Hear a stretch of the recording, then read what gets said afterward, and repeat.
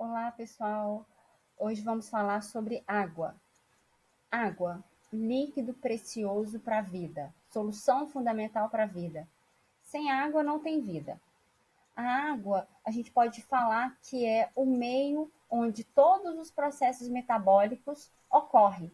É através dela que acontece essa interação entre o meio externo e o meio interno. Eu costumo falar que esse intercâmbio entre os dois meios. A água, ela participa basicamente de todos os processos metabólicos do nosso organismo. Elas promovem, na verdade, todo esse equilíbrio de eletrólitos, né, que são exemplificados como os sais minerais. A gente observa que a água, ela é fundamental para que tenha uma harmonia no nosso funcionamento metabólico. E ela está presente em grande parte do nosso organismo. 70% do nosso peso corporal é de água. É uma substância que é fundamental para a vida, ou seja, sem água não tem vida. Ela participa de diversas reações químicas do nosso organismo, como eu falei, atua diretamente na digestão, na absorção, na circulação, na excreção. Ela transporta nutrientes, vários nutrientes são transportados mediante a ação da água. Ela funciona como um lubrificante na saliva, nas articulações também ela está presente. Então, ela tem essa função de lubrificar várias articulações do nosso corpo, assim como ela está presente na nossa saliva. Aqui eu coloquei algumas porcentagens da quantidade de água que alguns alimentos in natura possuem. Por exemplo, a melancia tem 93% de água, a laranja 88%, a maçã 85%, o ovo 74%, a carne tem uma variação de 60% a 75%, dependendo do tipo de carne. O pão, aqui eu falei do pão francês, e a manteiga. Então, o pão tem 36% e a manteiga 16%. Então, a gente observa que a maioria, se não todos os alimentos, possuem água na sua composição. O que vai variar é a porcentagem de água presente nos alimentos.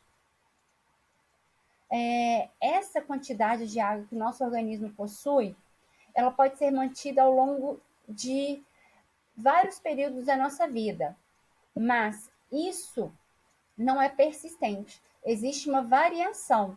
A variação está relacionada à cronologia, ou seja, à medida que a gente vai envelhecendo, vai acontecendo uma diminuição, uma variação, ou melhor, uma disponibilidade de água no nosso organismo, que pode ser equilibrado, né, através da ingesta, ou seja, à medida que a gente bebe água, aí ela vai participar de diversas funções, como a gente falou agora, mas essa participação vai resultar também em perda futuramente. Eu vou falar isso daqui a pouquinho, porque a partir do momento que ela participa dos processos, ela vai, de certa forma, estar agregada ao sangue e, dessa maneira, participar do processo de excreção e ser eliminada pelo nosso organismo.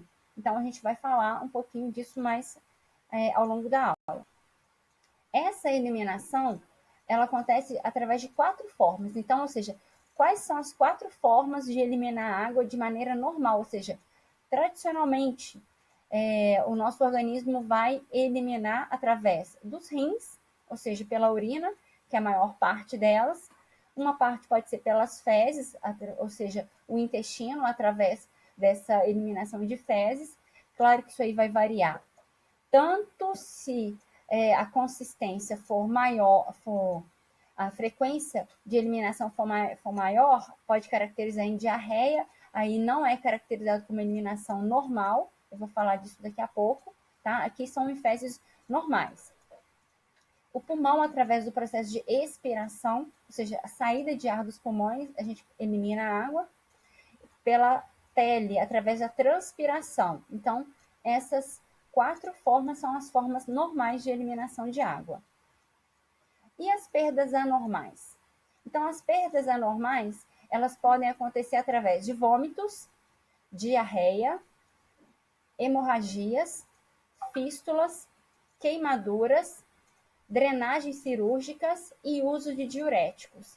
Então, todas essas formas são formas anormais de perdas de água. Observação: se essa perda for uma perda relevante, ou seja, excessiva, e não acontecer a reposição adequada, o indivíduo pode desenvolver um quadro de desidratação, o que é perigoso, porque uma vez que o nosso organismo não tem água para funcionar, a maioria das funções vitais são comprometidas. Então, a água ela é extremamente preciosa para o nosso organismo. Aqui eu coloquei uma divisão que o nosso corpo tem 70% de água, só que tem uma porcentagem que é diferenciada entre LIC e LEC. LIC significa líquido intracelular, que corresponde a 50%, e 20% está correlacionado com o LEC, que é o líquido extracelular. O LEC a gente exemplifica como os líquidos transcelulares, como o líquor, o líquido sinovial, o líquido presente nas membranas serosas, no sêmen, no humor aquoso, na água óssea, na saliva, no suco pancreático, na bile, nos sucos intestinais e também na urina. Então, em todos esses líquidos, né, todos esses líquidos corpóreos, a gente encontra a presença da água sob forma de leque. A quantidade de sangue que o nosso corpo possui, ele está relacionado com uma parte sólida, né, que são os elementos figurados, e a outra parte seria que em torno de 70 a 80 ml por quilo de peso, corresponde ao plasma, que é o teor onde tem a água disponível no nosso sangue. A água, uma vez que ela é absorvida, ela tem alta digestibilidade. O que significa isso? Após 20 minutos que você bebe água, ela já se encontra disponível no nosso intestino, e uma vez no intestino, ela é absorvida pelas veias mesentéricas, cai na corrente sanguínea e vai aumentar esse nosso volume sanguíneo. A água, ela é fundamental para a homeostasia. O que seria a homeostasia? Esse equilíbrio da temperatura corporal. Uma vez que a gente consegue ter esse equilíbrio através da perda da água, da perda e da reposição, a gente consegue alcançar a homeostasia, como a gente pode identificar quando a gente tem um estado febril.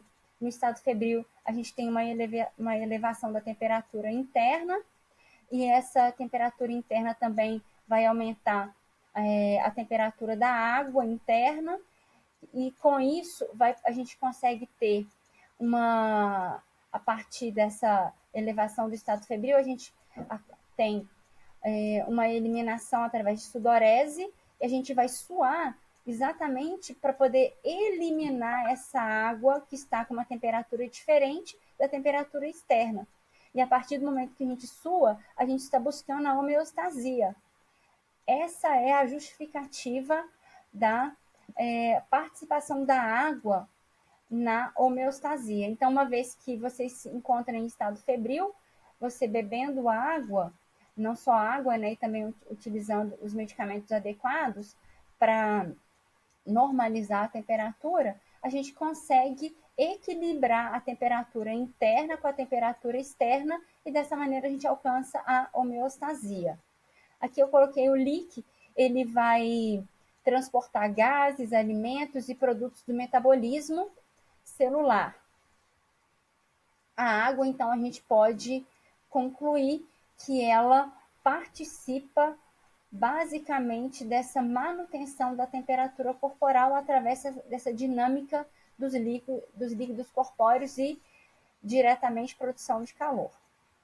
A perda de calor, ela é feita pela expiração, como eu falei anteriormente. Uma vez que a gente está expirando, ou seja, liberando ar, a gente também libera vapor d'água.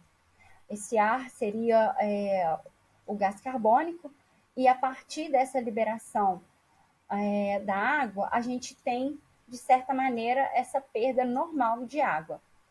Importante, Quanto tempo a gente pode ficar sem água? O nosso organismo tolera em torno de 2 a 3 dias sem água. Claro que isso também é muito relativo, varia de pessoa para pessoa, varia do estado fisiológico, se a pessoa tem alguma patologia, o estado nutricional, uma série de fatores. Mas mínimo de 2 e máximo de 3, de acordo com a literatura. Quanto de água a gente precisa? Isso também é muito relativo, tá? Mas é uma média de 30 a 35 ml por quilo de peso por dia. Ou seja, se eu peso 50 e eu ingerir 30 ml vezes 50, eu vou ter 1,5 litro para ingerir de água por dia. Ou seja, isso está relacionado ao meu peso, tá? Claro que também volto a falar que isso é muito relativo, e aqui eu estou falando para água pura, ok? Claro que às vezes a gente vai contribuir, a gente vai lembrar também que existem outros líquidos e outros alimentos que a gente ingere que vai conter água, mas geralmente a nossa prioridade deve ser para a água. Além disso, existem fatores que estão correlacionados a essa questão da ingesta de água, ou seja, o tipo de atividade física que eu realizo, o meu tipo de trabalho, a temperatura do ambiente, enfim, vários fatores estão correlacionados com essa reposição hídrica que deve ser feita diariamente para que a gente evite uma falta de funcionamento do nosso corpo em relação à água. Enfim, essas são as informações que a gente precisava saber para a aula de hoje de água. Espero que vocês tenham gostado. Um abraço e até a nossa próxima aula.